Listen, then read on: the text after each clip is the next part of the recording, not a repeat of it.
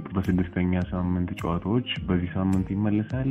እኛም ደግሞ የፋንታሲ ቡድናችሁን የሚያግዝ ፕሮግራሞችን ወደ እናንተ ይዘን መቅረባችንን አሁን እንጀምራለን።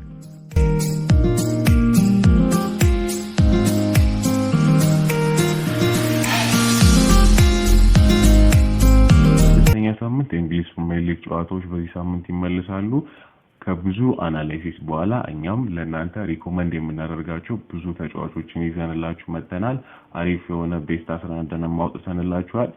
አሪፍ የሆነ ምርጥ የሚባል ቤስት የሆነ ቲምን እንድትገነቡ ለፋንታሲ ቡድናችሁ የሚሆን አሪፍ ተጫዋቾችን ይዘንላችሁ መጥተናል። በመጀመሪያ ከበረኞች እንጀምር። የመጀመሪያ ዶናሩማ ነው። ዶናሩማ በጣም ጥሩ የሚባል ጊዜ ከሲቲ ጋር በሁለት ጨዋታዎች እያሳለፈ የሚገኝ ተጫዋች ነው። አንድ ጎል ተቆጥሮበታል። ነገር ግን በመጨረሻ ደቂቃ ማርቲኔሊ ከአርሰናል ጋር በሚያደርጉት ጨዋታ የተቆጠረበት ጎል ነው።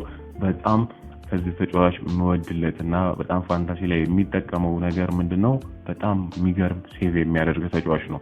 ምናልባት ሲቲ ጎል የተቆጠረበት እንኳን በጣም ቢከፍትና ጎል ቢቆጠርበት እና ክሊን ሺቱን 4 ነጥብ ቢያጣ በሴቭ መጠቀም የምትችሉት ተጫዋች ነውና ወድቆ አይወድቅ የሚባል አይነት በረኛ ነው። ፊክስቸሩም ስናይ ከበርንሊ ጋር ነው። አሪፍ የሚባል ተጫዋች ነው በዚህ ሳምንት እና ይሄንን ሪኮመንድ መጀመሪያ የምናደርጋችሁ ነው። በቀጣይ ጆርዳን ፒክፎርድ ነው። 5 ጨዋታዎችን አድርጎ 5 ጎሎች ተቆጥሮበታል። ነገር ግን 2 ክሊን ሺት ይዞ ወጥቷል። እንደ ዶናሩማ ምርጥ የሚባል ሴቭ የሚያደርግ ተጫዋች ነው። ሌላ ደግሞ ልዩ የሚባል ኳሊቲው በጣም የምወድለት ፔናልቲ ሴቭ የሚያደርግ ተጫዋች ነው። በፔናልቲ ሴቭ የማደርገው በጣም ነው ፋንታሲ ላይ ብዙ ነጥቦችን የሰራው ማለት ነው። በቀጣይ ደግሞ ቪካሪዮ ነው ሪኮመንድ የማደርግላችሁ። ቪካሪዮ 5 ጨዋታ ተጫውቶ 3 ክሊን ሺት አድርጓል። 3 ጎል ነው እስካሁን የተቆጠረበት። አሪፍ የሚባል የሴቭ የሚያደርግ ተጫዋች ነው ይሄም ቢሆን እና እነዚህ ያሳያችሁ ሶስቱም ተጫዋቾች አሪፍ የሚባል ፊክስቸር አላቸው። ቶተናም ከወልቭስ ስለሆነ ቪካሪዮ በደንብ ይጠቀማል። ጆርዳን ፒክፎርድ ከዌስትሃም ጋር ነው። ዶናሩማ ከበርንሌ ጋር አሪፍ የሚባል ሰሌክት ማድረግ ትችላላችሁ። እናንተ ሪኮመንድ የምናደርጋችሁ ተጫዋቾች እነዚህ ይመስላሉ። እኛ ግን በቤስትነት ዶናሩማን እናስቀምጣለን። በቀጣይ ወደ ተከላካይ ስፍራ ተጫዋቾች ነው የምንመለከተው። ማርኮስ ሴኔሲ ነው የምንሄደው። ማርኮስ ሴኔሲ 5 ጨዋታዎችን አድርጎ 1 አሲስት ያደረገ ተጫዋች ነው። ጥሩ የሚባል የባለፈው ዓመት የፋንታሲ ባክግራውንድ ያለው ተጫዋች ነው። ቤስት የሚባል ፊክስቸር ያለው ተጫዋች ነው። ከሊድስ ጋር ነው የሚደረገው ጨዋታ እና ዘንድሮ በርንማውዝ በጣም የሚገርም ጊዜ ላይ ነው። በሊቨርፑል ብቻ ነው እስካሁን ሽንፈት ያጋጠመው። አሪፍ የሚባል ጊዜን እያሳለፉ ነው። 10 ነጥቦችን መሰብሰብ የቻሉት ክለቡ ናቸውና በጣም ጥሩ የሆነ ጨዋታ ነው። ደግሞ ፊክስቸር ያላቸው እና ሪኮመንድ የማደርጋቸው የመጀመሪያ ተጫዋች ነው። በቀጣይ ደግሞ ጄምስ ታርኮስኪን እናየዋለን። 5 ጨዋታዎችን አድርጓል። አሪፍ የሚባል የባክግራውንድ ሂስትሪ በፋንታሲ ላይ ያለው ተጫዋች ነው። ኤክስፔክትድ ጎል 0.42 ያለው ተጫዋች ነው። በዚህ ሳምንት ጥሩ የሚባል ፊክስቸር ያለው ነው። እንደምታውቁት ከዌስትሃም ጋር ነው። ነገር ግን መመክራችሁ ነገር በረኛ ላይ እኛ ዶናሩማን ስለመረጥን ነው። እናንተ ምናልባት ፒክፎርድን ከመረጣችሁት እንዳትገዙት፣ ታርኮስኪን እንዳትገዙት። ነገር ግን ምክንያቱም አንዴ ከገባባቸው ብዙ ፖይንት ነው ሉዝ የምታደርጉትና 4 ፖይንት በክሊን ሺት ስለሚያገኙ ሉዝ የምታደርጉት ይሄ ቁማር ሊሆን ስለሚችል የሆነ ራሳችሁ ላይ መቆመር ሊሆን ስለሚችል አታደርጉት። ነገር ግን እኛ ዶናሩማን ስለመረጥን አሪፍ የሚባል ቤስት ሪኮመንድ የምናደርጋችሁ ተጫዋች ነው። በቀጣይ ጋብሪኤል ነው የምናገኘው። ጋብሪኤል 5 ጨዋታዎችን አድርጓል። ስለ ጋብሪኤል በጣም ብዙ ነገር ልላችሁ አልችልም። በጣም የሚገርም ክሊን ሺት ይዘው የሚወጡ ቡድኖች ናቸው። አርሰናል ማለት አሪፍ የሚባል የጎል ሂስትሪ ነው ያላቸው። በጣም ቤስት ዲፌንስ ነው እና ከኒውካስትል ጋር ደግሞ በጣም ሞር ኢንተንስ በጣም ጥንክር ያለ ጨዋታ ይሄ ጎል የማይገባበት አይነት ጨዋታ ሊሆን ስለሚችል በጣም ጋብሪኤልን እንደ ትልቅ ጨዋታ ሳትቆጥሩ ታሪፍ የሚባል አማራጭ እንዲሆንላችሁ መያዝ ትችላላችሁ። በቀጣይ ፔድሮ ፖሮ እናስቀምጥላችኋለን። ፔድሮ ፖሮ አሪፍ የሚባል ሰው ነው። በግራ ፉል ባክ ስለሆነ ብዙ አሲስት የማድረግ ኤክስፔክቴሽን አለው እና በጣም ጥሩ ነገር ማሳየት የሚችል ነው። ዘንድሮ በደንብ አልሰራም የምትሉት ከሆነ ከወልቭስ ከቶተናም አማራጭ መፈለግ ከፈለጋችሁ ቫንደቨን አለ። ነገር ግን ፔድሮ ፖሮ ዘ ቤስት አማራጫችሁ ሊሆን ይችላል ብዬ አስባለሁ። እና እነዚህን ተጫዋቾች ካቀረብን በኋላ አሪፍ ብለን ቤስት ብለን ያሰለፍናቸው ተጫዋቾች እኛ ሴኔሲ፣ ታርኮቭስኪ እና ጋብሪኤልን ይሆናል ማለት ነው። በቀጣይ በመሃል ነው የምንመለከተው። መሃል ላይ ሴሜንዮ አለ። ስለዚህ ሴሜንዮን እንመለከታለን። ሴሜንዮ 5 ጨዋታዎችን 3 ጎል እና 2 አሲስት ቤስት የሚባል የውድድር ዓመት ነው። ብዙ ሳልናገር በጣም በአሪፍ መንገድ ሪኮመንድ የማደርጋችሁ ነገር ነው። ስታቱን በምስሉ ላይ መመልከት ትችላላችሁ። በቀጣይ ብሩኖ ፈርናንዴዝ ነው። ብሩኖ ፈርናንዴዝ እንደ ቲሙና ሩበን አሞሪም እንዳሰለፈበት መጠን እንኳን አይደለም። በጣም በአስቸጋሪ ጊዜ ውስጥ ከዩናይትድ ጋር አብሮ እያሳለፈና በማይመቸው ቦታ ላይ ዘንድሮ ሩበን አሞሪም የተጠቀሙበት እየሞከሩት ያለ ተጫዋች ነው። ነገር ግን እንደዛ ስታት አይደለም። 2 ጎሎችን አስቆጥሯል። አሁንም 3 ቤስት የሚባሉ አጥቂዎች ወደ ቡድኑ ማንቸስተር ዩናይትድ ከቀላቀለ በኋላ የፔናልቲ የመምታት እድሉ አልተነካም ማለት ነው። ቤስት አሁንም ፔናልቲ የሚመታላቸው ቡድን ውስጥ እስካለ ድረስ ብሩኖ ፈርናንዴዝ ነው። እንደ ቦታው አይደለም አሪፍ የሚባል ጨዋታም ነው ብለን እናስባለን። ብሬንትፎርድ ጋር ነው። ብሬንትፎርድ ደግሞ በደንብ አልተጠናከሩም ዘንድሮ። ዊሳናቷል፣ ሙቮሞናቷል በጣም ጥሩ አይደሉም እና ቤስት የሚባል ሪኮመንድ ነው በዚህ ሳምንት ብሩኖ ፈርናንዴዝ ማያሳምናችሁ ከሆነ በሞቦን መግዛት ትችላላችሁ ማለት ነው። ሌላኛው ደግሞ ቲጃኒ ሬንደርስ ነው። ቲጃኒ ሬንደርስ 5 ጨዋታዎችን 1 ጎል 2 አሲስት ያደረገ ተጫዋች ነው። እንደሚሰለፍበት ቦታ ያልሆነ ተጫዋች ነው። ይሄም በጣም አታኪንግ ላይ በጣም የሚገርም ነው። በጣም ነጥብ መሰብሰብ የሚችል ነው። ከበርንሌ ጋር ስለሆኑ አሪፍ የሚባል ሪኮመንድ የምናደርጋችሁ ተጫዋች ነው። ሌላኛው ደግሞ ኒዲዬ ነው። ኒዲዬ በ5 ጨዋታዎች 2 ጎል እና 1 አሲስት በዘንድሮ ያደረገ ነው። በጣም ቤስት የሚባል አጀማመር የጀመረ ነው። አሪፍ ሪኮመንድ የምናደርጋችሁ ተጫዋች ነው። በጣም ጥሩ የሚባል ስታቱንም እዛ ማየት ትችላላችሁ። አሪፍ የሚባል ሪኮመንድ ነው። ተጠቀሙበት። ካላችሁ እናንተ ከብራችሁ ጋር ማኔጅ ያደርጋችሁ ብሩኖ ፈርናንዴዝ ማግዛት የማይችል ቲም ካላችሁ እነ ኒዲዬን መጠቀም ትችላላችሁ ማለት ነው። ከዚህ በፊት ፋንታሲ ቡድናችሁን ክሬት ያደርጋችሁ ካላችሁ ማለት ነው። ስለዚህ መሐመድ ቅዱስ ደግሞ በዚህ ሳምንት አለ ማለት ነው። 5 ጨዋታዎችን በቶተናም የመጀመሪያው አዲስ ግዢያቸው ነው። 5 ጨዋታዎችን አድርጓል። 3 አሲስቶችን አድርጓል።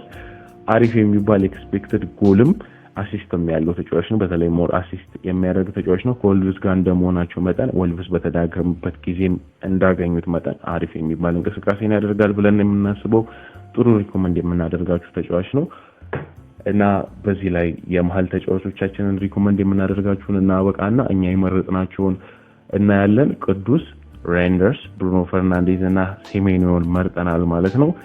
ነገር ግን በቅዱስ ቦታ ኒዲዬን ብገዙ በጣም አሪፍ ሊሆን ይችላል። በጣም ሁለቱ ላይ አስባችሁ ብትገዙ ቅዱስ ወይ ኒዲዬ ብላችሁ ማሰለፍ ትችላላችሁ። እኛ ሞር አይተን በጣም ከብዙ ስታት አይተን የመረጥነው የከበደንም ቅዱስ ብለን አስቀምጠናል። እናንተም ኒዲዬን ወይ ቅዱስን መግዛት ትችላላችሁ ማለት ነው። የመጨረሻው ደግሞ ሪቻርልሰን ሃላንድን እንመልከተው። በቅድሚያ ሃላንድ 5 ጨዋታዎችን አድርጎ 6 ጎሎችን ያስቆጠረ ተጫዋች ነው። በጣም ቤስት የሚባል ሲዝን የሚያሳልፍ በጣም ከአይምሮ በላይ የሆነ የጎል አጨራረስ፣ በጣም ፊኒሺንግ በጣም ጽድት ያለ እና እንደውም ወርዶ ነው ከሌሎች አመጣጦች ወርዶ ነው ይሄ ስታት ያለው። ከማንም በላይ 6 ጎሎችን አስቆጥሯል። አሁን በጣም ከሌሎቹ ተጫዋቾች የጎል ካዝናውን በደንብ ከፍቶ እየመራ ያለ ተጫዋች ነው። ከበርንሌ ጋር እንደመሆኑ መጠን በእውነት በጣም የሚገርም ቤስት የሚባል ሪኮመንድ የምናደርጋችሁ ተጫዋች ነው። ሌላው ደግሞ ቀጣይ ቤቶ ነው የምንመለከተው። ቤቶ 5 ጨዋታዎችን በአንድ ተቀያሪ ገብቷል። 1 ጎል አስቆጥሯል። ኒዲዬን ያልገዛ ሰው ምናልባት ከብሩ ጋር ማኔጅ አድርጎ ቤቶን ቢገዛ ቤስት የሚባል አማራጭ ሆኖ አግኝተነዋል ማለት ነው።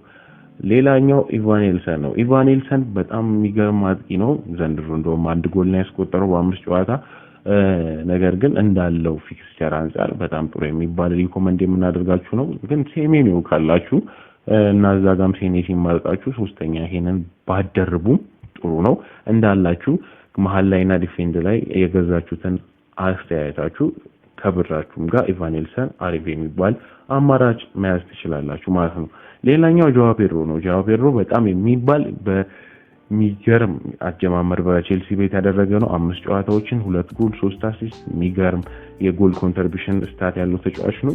ስለሱ ብዙ ነገር አላላችሁም። ከብራይተን ጋር ናቸው። ብዙ ሊከብዳችሁ ይችላል፣ ነገር ግን ቤስት የሚባል አማራጭ መሆን ይችላል።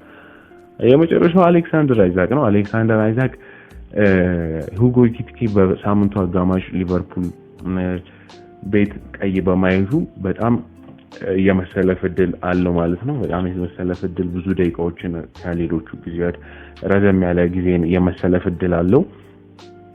ነገር ግን በሊቨርፑል ቤት እንደ ፕሪሲዝን እየተቆጠረበት ያለ ጊዜ ላይ ነው አሌክሳንደር አይዛክ እያሰለፈ ያለው። ምክንያቱም በጣም እንዴት ወደ ሊቨርፑል ቤት እንደመጣ የምታውቁ ከሆነ ታስታውሳላችሁ። በጣም በብዙ ፕሪሲዝን ሳይለማመድ ከአንደኛውም ይሄ የቡድን ግንኙነት ሳይኖረው በጋራ ልምምድ ሳይሰራ ለብቻው አንዳንዴ እየሰራ ባለበት ሁኔታ ውስጥ ነውና አሌክሳንደር አይዛክ ወደ ሊቨርፑል የመጣው እና በደንብ ማች ፊት እንዲያደርግ እየሰሩበት ነበር። ነገር ግን አሁን አማራጫቸው በጣም ትልቁ አማራጫቸው ኤኪቲኬ ስለተጎዳ ረዘም ያለ ደቂቃ መጫወት ይችላል ከክሪስታል ፓላስ። በጣም ቤስት ዲፌንድ የሆኑ ክለቦች ናቸው። ነገር ግን ሞር አይዛክ እንደ ጥሩ አማራጭ ሰርፕራይዚንግ ሊሆን ይችላል በሳምንት ብለን ሪኮመንድ የምናደርጋችሁ ተጫዋች ነው። እኛ ግን በመጨረሻ ሪቻርልሰን እናስቀምጥላችኋለን። ሪቻርልሰን 5 ጨዋታዎችን በአንድ ተቀያሪ አድርጎ 3 ጎልና 1 አሲስት በጣም ቤስት የሚባል ሪቻርልሰን በቀድሞ በሆኑ ጊዜያት የሚያሳየንን ፍንጥቅ እያለ የሚያሳየንን የሆነ አይነት ብቃት እየመለሰ ያለበት ጊዜ ላይ ነው ብለን እናምናለን። ከወልፍስ ጋር ናቸው። ቤስት የመግባት እድሉ የበዛ ነው።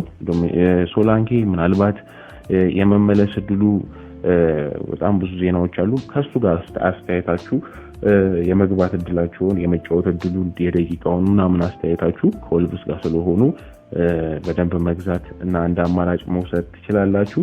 እኛ በመጨረሻ ላይ 3 ተጫዋቾችን መርጠናል። ሪቻርልሰን፣ ጆዋ ፔድሮ፣ ሃላንድ። እነዚህ መጨረሻ ለጌም ዊክ 6 ያዘጋጀንላችሁ ቤስት 11 እና ሪኮመንድ ያደረግናቸውን ተጫዋቾች እነዚህ ነበሩ። እናንተ ሪኮመንድ ካረግናችሁም ቤስት 11 ምኛ ከወጣናቸው ተጫዋቾች ጋር አመርጣችሁ የራሳችሁን ቤስት የሚባል ቲም ሰሌክት ማድረግ ትችላላችሁ። በዚህ ሰዓት ፋንታሲን ይዞ በደንብ ከቤተሰብ ከጓደኛ ጋር አብሮ መጫወት ይቻላል። ብር መስራት የሚቻልበት ጊዜ ላይ ነው በፋንታሲ እየደረስን ያለ ነው። በደንብ አይ ሆፕ ብዙ ነጥብ እንደምታመጡ አምናለሁ እና ካፒቴን ነው ወደ መጨረሻ ስንሄድ ካፒቴን ነው ምን መርጠው እኛ በዚህ ቡድን ላይ ሰሌክት ካረግናቸው ካፒቴን ነው። ዛሬ ካፒቴን በምንመርጥበት ሰዓት ትልቅ ስጋት የሆነበት ነገር አለ። ካፒቴን የመረጥነው ተጫዋች ኤርሊንግ ብሮት ሃላንድ ነው። ኤርሊንግ ብሮት ሃላንድ በዚህ ሰዓት 75% በፋንታሲ ላይ ብሏል። የጉዳት አጋጥሞታል። በአሁኑ ሰዓት የመግባት እድሉ 75% ነው ብሎ ፋንታሲ ፕሪዲክት አድርጎታል። ብዙም የመግባት ብዙ እድል እንዳለው እናምናለን። ከዚህ አንጻርም እንድትገዙት እና ካፒቴን እንድታደርጉት እንመክራችኋለን። ከገባ በስርዓት ካፒቴን መደረግ የሚችል ተጫዋች ነው። ደግሞ እንደሚገባ በጣም ትልቅ እምነት አለን። በዚህ ሳምንት ካፒቴናችን ኤርሊንግ ሃላንድ ይሆናል እና ቅዱስና ሪቻርልሰን አካባቢ ሪኮመንድ ካረግናችሁ ሰዎች ጋር አነጣጥራችሁ እንድታስገቡ ቲማችሁን ሰሌክት እንድታደርጉ እንመክራችኋለን። ሰላም ቆዩ።